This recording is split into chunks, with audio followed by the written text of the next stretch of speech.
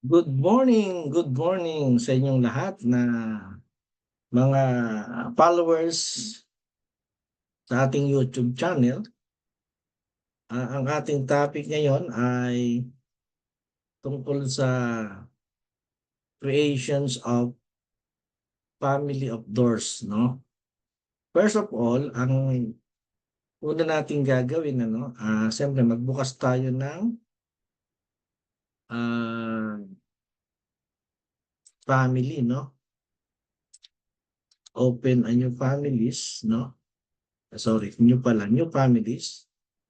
So, makikita natin na imperial ito, kailangan English ang kukunin natin, no? English.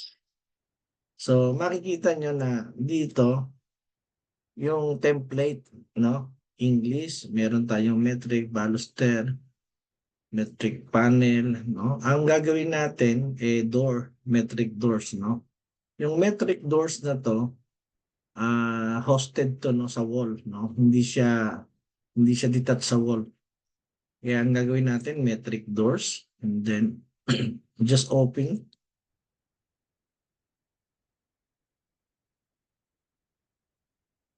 Okay. Ngayon, makikita natin na ito yung ating template ng doors. So, ang gagawin mo, siyempre, i-save as muna siya.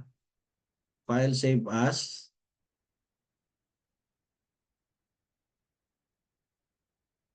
Dito sa family. No? Lagay mo sa, for example, sa documents ko nilagay, lagyan mo muna siya ng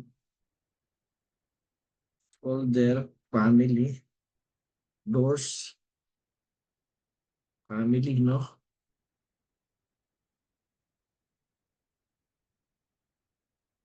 Door. Halimbawa, model, lagyan mo ng model, door, family. Single, no? Single door. Plus door.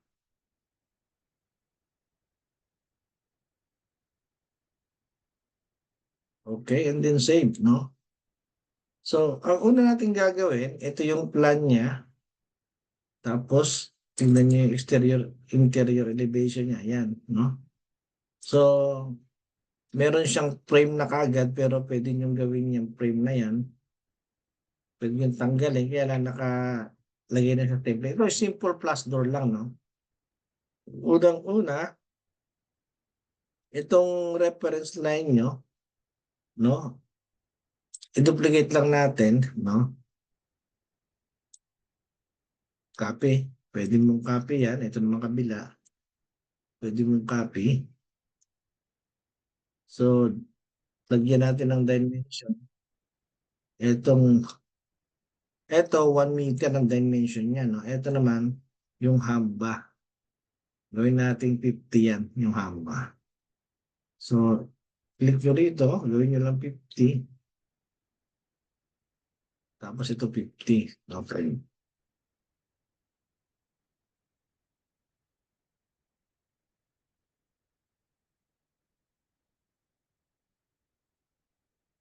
So, 50, no? Ngayon, halimbawa dito, gagawa ka ng hamba, ang gagawin muna natin, magpo-profile tayo. So, punta tayo sa elevation, tapos, create, no? Sweep. So, sketch tayo para dito. Dito tayo mag-sketch kasi dyan tayo gagawa ng profile. So, ganyan muna gawin natin. Mamaya na natin tuloy pag natapos na natin yung profile. So, balik ka sa level 1. Ngayon, dahil dito tayo nag-elevation, so, ang gagawin natin, check okay, and then sketch ang profile. Select profile, sketch, click mo to. Tapos, halimbawa, ang profile natin, ganito. No? Ang pintuan natin, pag ganito papalabas, so, pwede natin gawin na ganon. Yung hamba natin. no? Halimbawa, ito ay 75, okay. Tapos 25, yan. Okay, tatandaan nyo, etong line na to, ilalak nyo siya, i-click nyo para sumusunod. Click nyo ganon, tapos ito, so dapat nakalak din dito. Ayan, ilalak nyo para pagka nag-change kayo ng dimension, susunod siya. Ganon din dito, nakalak. Okay, tapos ganon din dito, nakalak siya, okay. Eh pagtapos, no, i-check yung ganon, check, and then may hamba ka na, titignan mo muna, no? I-hide muna natin to.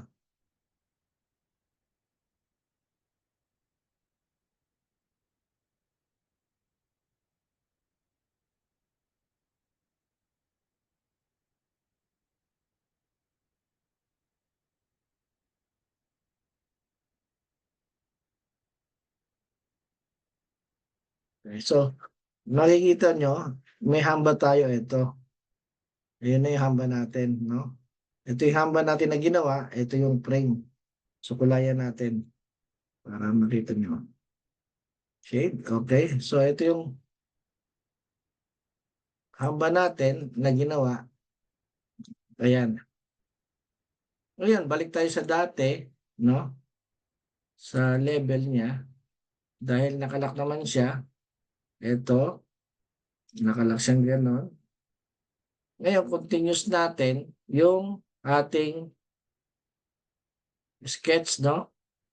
Ito, edit, edit, sketch. Continue natin gano'n. Okay, tapos pababa.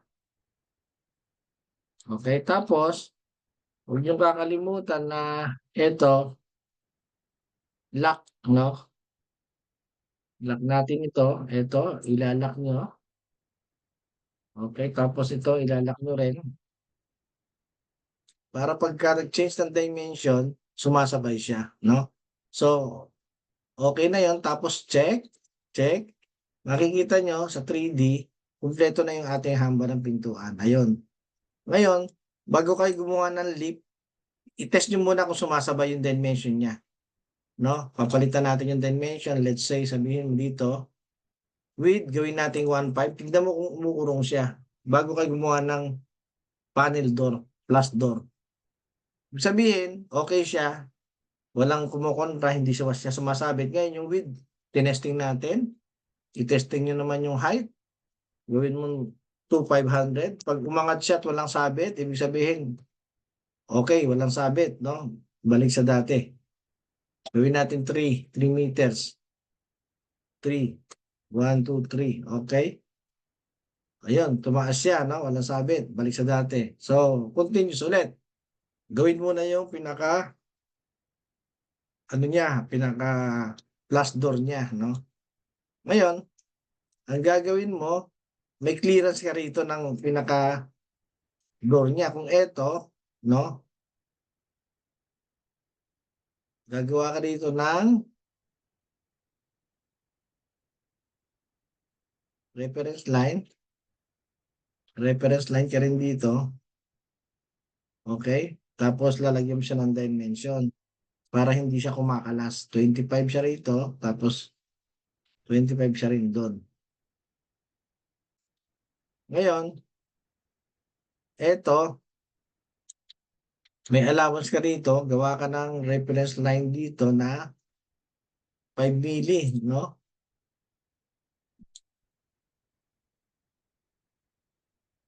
Okay. Para hindi siya nawawala kasi pag niload nyo yan, bububuka yan. 5 milli siya rito, okay? Tapos dito naman sa kabila, ang distance niya 5 milli rin. Natandaan nyo, lagi nyo dadimensionan para hindi siya kumakalas. So 5 milli,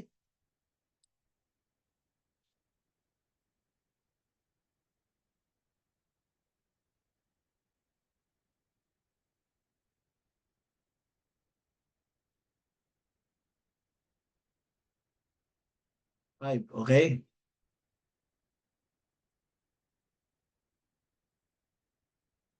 Okay, 5 milli. So yan, 5 milli, tapos dito rin, 5 milli rin. Gawa ka ng 5, tapos dimensionan mo, 5. Okay, 5. Tapos ito, hilahin mo lang na gano'n para sa kabila. Okay.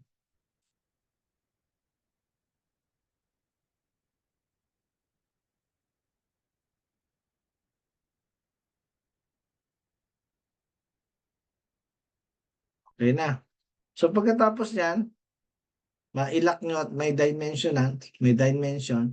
So create ka lang extrusion, no? Yung extrusion mo dapat dito, ito, no? Yan, diyan ka lang. Tapos ilak mo, lock, 4 para hindi siya kumakalas. Okay? And then okay ka na. Pag natapos mong ganon, punta ka sa exterior, nakita mo eto yun, ano? Anong gagawin mo? Edit mo siya. Hindi mo pa edit sa elevation, sa plan lang siya. Ayan, align mo na lang dito, no? Align. Hindi, kailangan ito parehas. Ito, i-mirror mo na lang to. Mirror. Yan. Tapos dimensionan mo yung dalawa para hindi siya kumakalas doon sa pag nag-change ka ng dimension. So, ito, i-align mo siya dito. Yan.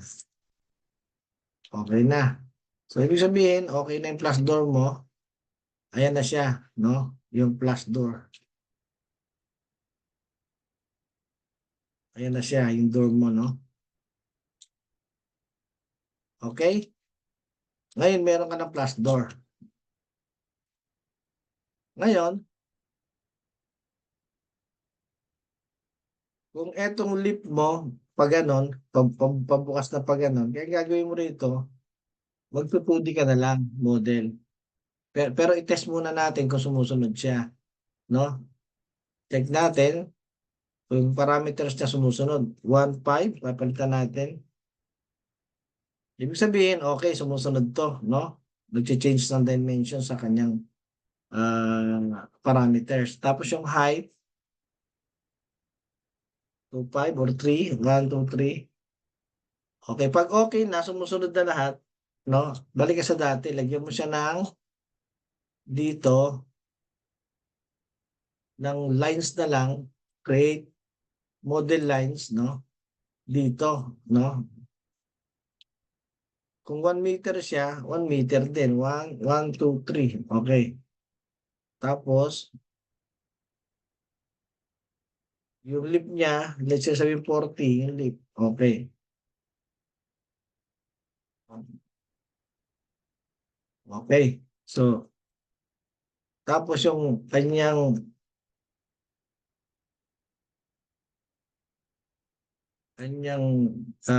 door hidden line dito, yung kanyang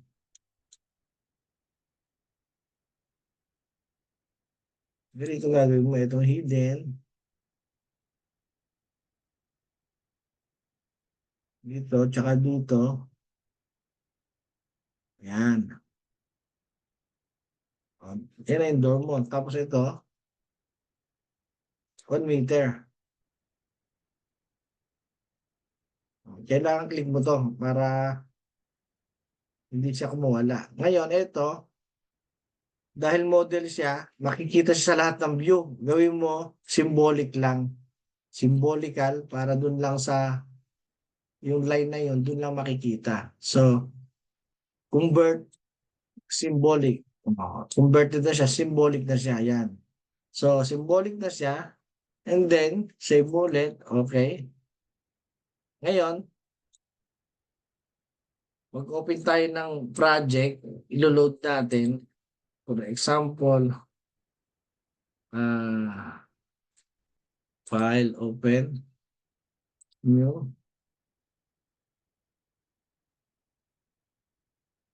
Let's say sabihin mo,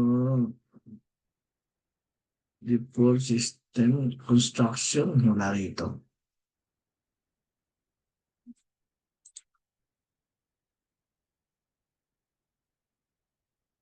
Library, okay. Template na lang. Okay. So, ilo-load natin dito yung ginawa nating family para makita nyo. Ko-convert pa ng 2024, yung 2018. Kasi yung kanyang template nasa 2018. So, ganoon lang kadali ang paggawa ng family, no? Ng doors.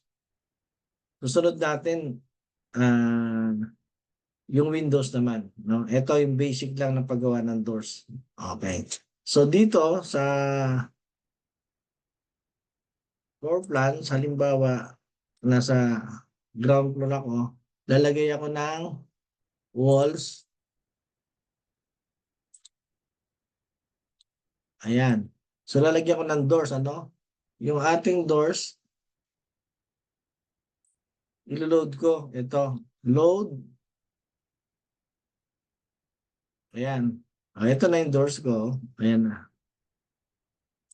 Naka-load na ngayon. Titignan mo sa model. Ayun na yung doors na ginawa ko. Ito na. Ayan. Kulayan natin. So, ayun na yung doors na ginawa ko. Ngayon, pagka yung parehas siya ng doors, papalitan mo lang dimension. Ano ba? 1.2 ang doors mo. Hindi palitan mo lang dito. 1.2 by 250. No? Palitan mo lang dito sa dito.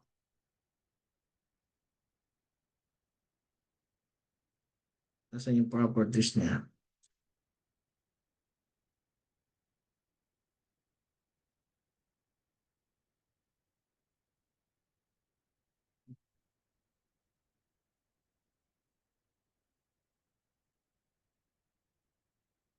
Naka-instance pala siya. Hahatakin mo lang siya.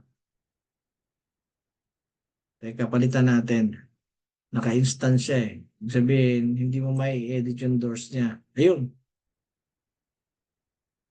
lumabas. 2.5, tapos 1.5. 1.2. Apply. Ayan, nagpalit na siya. Ayun na, 2.5 na. Yung height niya. Ngayon, halimbawa, kailangan mo ng doors, copy mo lang siya. Ibang size naman dito. Lagyan mo dyan. Kailangan mo lang ng, halimbawa, maliit lang. Edit. Di-duplicate mo lang siya. Duplicate, no? Lagyan mo yung sukat. Halimbawa, 900 by 2, 100 lang ang size. So, ayan na siya. Nakalagay siya. Halimbawa, ang door type niya, sa type mark, no? Lagay mo, type mark, halimbawa, D2, D1 yung isa, D2, okay. So,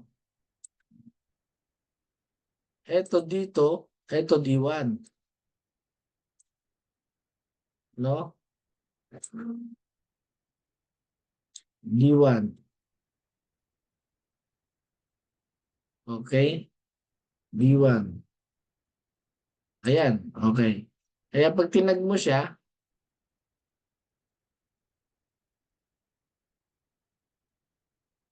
lalabas siya, D1 siya, ayun, no? Ito naman, D2. Okay? So, magkaiba siya. Itong number, dito naman sa ilalim, yung room number. Ano ba?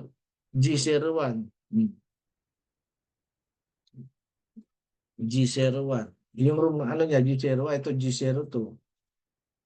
G02. Okay na. So, ganun lang ang paggagawa ng door family. No? So, susunod ulit, continuous natin. Ang ating topic for next topic is Windows family. Okay? Thank you very much and come again. Okay? to watch our videos.